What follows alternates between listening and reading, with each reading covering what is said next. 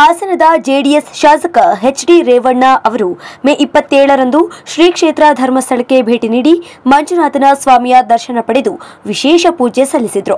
ಮೇ 26ರಂದು ರಾತ್ರಿ ಹಾಸನದಿಂದ ಕಾರಿನ ಮೂಲಕ ಧರ್ಮಸ್ಥಳಕ್ಕೆ ಬಂದು ಸನ್ನಿಧಿ ವಸತಿ ಗೃಹದಲ್ಲಿ ವಾಸ್ತವ್ಯ ಮಾಡಿದ ಅವರು ಮೇ 27ರಂದು ಬೆಳಗ್ಗೆ ಸುಮಾರು 9 ಗಂಟೆ 10 ನಿಮಿಷದ ವೇಳೆಗೆ ಶ್ರೀ ಮಂಜುನಾಥ ಸ್ವಾಮಿ ದೇವಸ್ಥಾನಕ್ಕೆ ತೆರಳಿದ್ದು ಅಲ್ಲಿ ಅರ್ಚಕರಾದ ರಾಘವೇಂದ್ರ ಬಾರಿತ್ಯಾಯರವರು ರೇವಣ್ಣ ಹೆಸರಲ್ಲಿ ಸಂಕಲ್ಪ ಮಾಡಿ ಮಂಜುನಾಥ ಸ್ವಾಮಿಗೆ ವಿಶೇಷ ಪೂಜೆ ಸಲ್ಲಿಸಿದರು.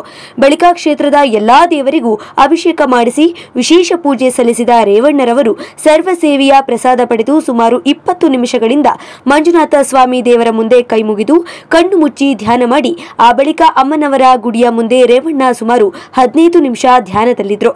ಬಳಿಕ ಮಾಧ್ಯಮದವರೊಂದಿಗೆ ಮಾತನಾಡಿದ ಅವರು, ನನಗೆ ಕಾನೂನಿನ ಬಗ್ಗೆ ಗೌರವ ಇದೆ, ದೇವರ ಬಗ್ಗೆ ನಂಬಿಕೆ ಇದೆ ಎಂದರು.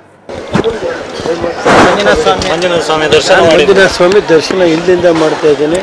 ನಾನು ಮಂಜುನಾಥ ಸ್ವಾಮಿ ಬಿಡ್ತಾ ಇದ್ದೀನಿ, ದೇವ್ರ ಮೇಲೆ ನಂಬಿಕೆ ಇದೆ ಅಷ್ಟೇ. ಸರ್, ಈಗ ಇಷ್ಟೇನೆ. ನಾನು ರಾಜ್ಯದಲ್ಲಿ ಕಳೆದ 40 ವರ್ಷದಿಂದ ರಾಜಕಾರಣದಲ್ಲಿದ್ದೀನಿ. 25 ವರ್ಷ ಶಾಸಕನಾಗಿ ಕೆಲಸ ಮಾಡಿದ್ದೀನಿ.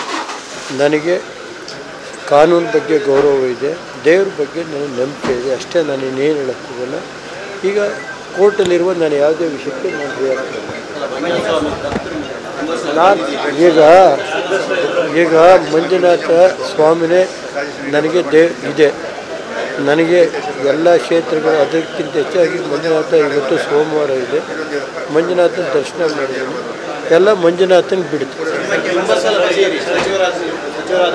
ಸಚಿವರಾಗೂ ಮಾಡಿದ್ದೀನಿ. ಎಲ್ಲ ಥರ ರಾಜ್ಯದ ಜನತೆಯ ಮೇಲೆ ನನ್ನ ನ್ಯಾಯಾಲಯದ ಬಗ್ಗೆ ನನಗೆ ನಂಬಿಕೆ.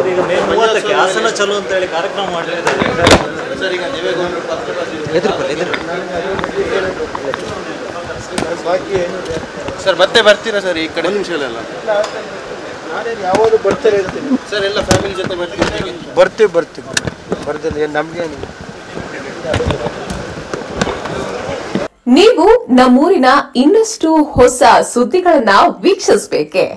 ಹಾಗಾದ್ರೆ ಈಗಲೇ ನಮ್ಮೂರ ಸುದ್ದಿ ಯೂಟ್ಯೂಬ್ ಚಾನೆಲ್ನ ಸಬ್ಸ್ಕ್ರೈಬ್ ಮಾಡಿ, ಬೆಲ್ ಐಕಾನ್ ಕ್ಲಿಕ್ ಮಾಡಿ.